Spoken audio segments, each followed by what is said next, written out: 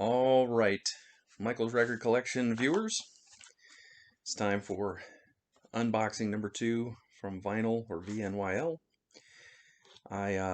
This will be my last one because I have left this subscription service. Their customer service is just terrible.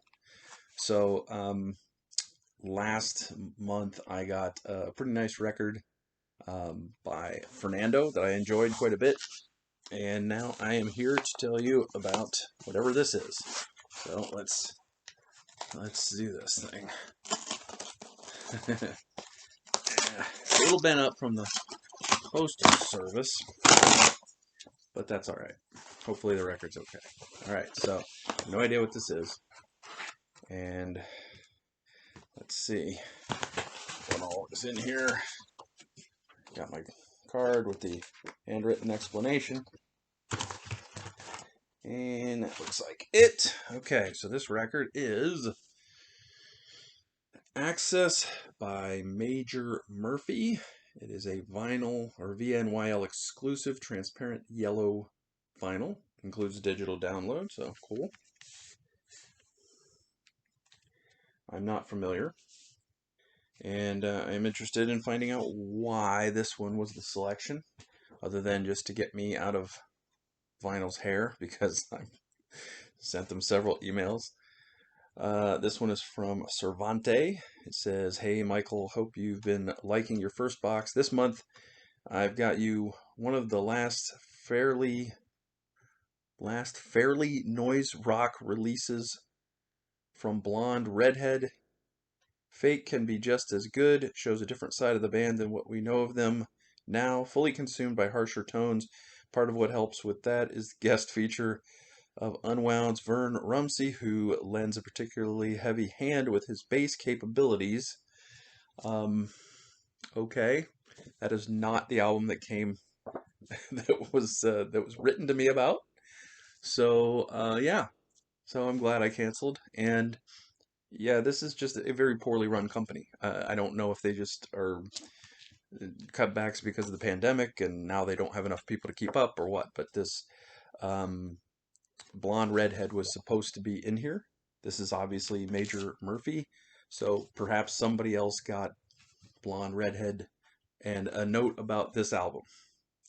So if you're watching this and you got a note about this album and you didn't get this album, that's because they sent it to me, because they don't know what they're doing. And it's a shame, because it's a really cool little thing, little service where you can, get a surprise. And I thought the first month worked pretty well. I liked the album quite a bit. It's I would say it's a B to B plus effort for the first month. And this one, well, I don't know what this is going to sound like, because it's the description is for an entirely different thing that I also have never heard.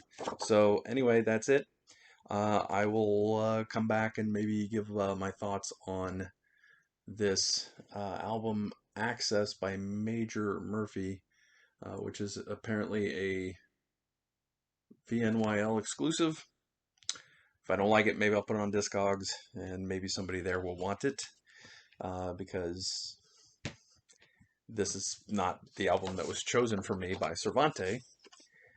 So, well, I mean, they're a clown show. It's a good idea that is not being run properly, and so I would say avoid them. I'm going to maybe try Bandbox or maybe one of the other services to see how those go. But yeah, not a great experience, mostly from a customer service and just an overall experience. The experience could be good. They're not far off. They just need to take care of their customers, and they need to make sure they don't have screw ups like this where they send you the wrong record. So, and then they need to be accessible. If you have an issue or a question, you should be able to get a hold of somebody in less than 2 or 3 days, and you can't. So, if you are in charge of this company and you're watching this video, fix your crap, man. Fix it. It's a good idea that's just not working. All right, I'm off to give this a listen. It's a potluck complete. anybody knows or anybody's guess as to how I'll feel, I will be back later. Okay, I'm back, and I have had a chance to listen to this album, Major Murphy's Access, and it's pretty good. It's it's shoegazer indie pop stuff. It's pretty good for what it is. It's there's a little auto tune on it that I don't like. It's I think the second track had some auto tune vocals, and I'm like, that's not my thing. And it's a really lovely song too. So it's like you should have just sung it. You should have just sung the song. No need to resort to those sort of tricks. This is the vinyl uh, VNYL exclusive transparent yellow vinyl. It's a very nice looking record. It sounds good. It's very clean sounding. This little sleeve had the lyric sheet on this side and just an art print on that side, which is kind of cool. This is the record looks like. It's transparent yellow. It's very nice. But it is not the Blonde Redhead album Fake Can Be Just As Good, which is what I was told I was getting by my curator, Cervante. My curator picked out something for me. I don't know if I would like that. I am going to go find that on Spotify if it's there, or YouTube or somewhere, see if I can find that album and see if I like it better than the one they sent me. But this is my final vinyl, as I am done with them. And like I said, it's really just down to poor customer service, not very communicative, and then mistakes like this. This is just sloppy work, and I've gone online on Reddit, and other people have had this issue happen to them as well. So, if you're gonna have a curator take the time to go through our musical tastes and pick something out for us, we should probably get the album they picked out for us, and then we can decide whether or not they did a good job or not. But this isn't bad. Also, I think this is it looks like a very holiday-ish card that they put it on. Wishing you joy, joy, and joy. Looks like little snowflakes getting here on June 1st. Little things. It did also come with a download code card. I'll show you that, but and I've already downloaded the MP3s from Bandcamp. What else can I tell you? I think that's about it. My experience was interesting and fun. I'm glad I did it. It wasn't that expensive, and I did get a couple of records that I probably will play, from time to time. Probably not going to be heavy rotation, but I think that they did a pretty good job. I like the fact that this is an exclusive colored vinyl that is not the I don't know how limited it is, but it's certainly you can only get it in one place.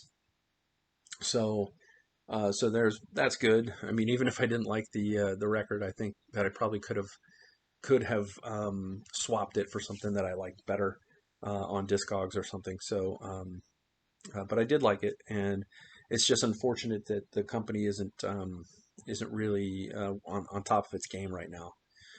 So I'm going to go and try some different companies. Maybe maybe here in the next month or two, I'll sign up for another one, and we'll see how that goes. We'll see, because I'm really interested to see how people curate music for you based on what they see in your collection. And both of the ones that I got were fairly modern. I liked that they were new artists to me. I don't know how popular those artists are, but it seems like these curators, at least at this particular outlet, um, it looks like they sort of tend toward indie pop whenever they get an opportunity to do that. So, if you look at my collection, there's not a lot of indie pop in my collection, and so that's not a genre that I'm big on. But I certainly like some, and I like a lot of the alt rock from the '90s. So maybe that's where they're coming from. I've seen other of these videos where they talk about it in their cards. What specifics, and I hear that they pay me maybe a little bit more attention. They pay a little more attention when you get 3 records a month instead of 1, which makes sense. They're gonna take care of their next tier up clients a little more than the guy like me getting one record a month. So that makes sense. But they're, I from those unboxings, these cards are, are specific. I see that you have this, this, and this in your collection, and I think you might like this as a result. With me, it's never like that. Both cards were just basically, this is what I picked out for you, and they describe a little bit about the musician or the artist. In this case, one that I didn't get the record for, but it's it's not very specific about. It doesn't really indicate that they really looked to see what I like and what I have in my collection. So I think overall the experience was a positive one. But I can't recommend this company just based on their customer service and their poor attention to detail. Maybe you'll have better results if you spend more money. But I don't advocate for that. I'm going to go and try to find another service that maybe perhaps will be a little bit better for me. So anyway, it was a fun 2-month experiment, and it didn't cost a lot of money. Like I said, I got 2 records that I will play, periodically, and that's never a bad thing to have in your collection. So that's it for this edition, this little abbreviated edition of Michael's Record Collection. Thanks for watching. Please subscribe to the channel, and also you'll want to hit my newsletter to get the written form of my reviews and my stories each week in your mailbox for free. You can do that by going to Michael Likes to Write.substack.com, or you can just go to substack.com and type in Michael's Record Collection, and it'll pop up. You can see previous issues of the newsletter. What I like to do is I like to write, a story every week, and maybe even a couple of briefs under the main story. And then also when I do artist interviews, for example, I can't use all of that good stuff that we talk about. I can't use all of it in the story, so I post the whole thing on YouTube for you guys to watch. So hope you are enjoying those. The Ray Schulman one with Gentle Giant recently did great. I was extremely happy to talk to him. I've got some really good artists coming up that I'm very excited about. One who's pretty well known in progressive rock circles, one that's a little more obscure 80s musician, and I'm very excited about all of that. But thanks for watching, and I will see you next time.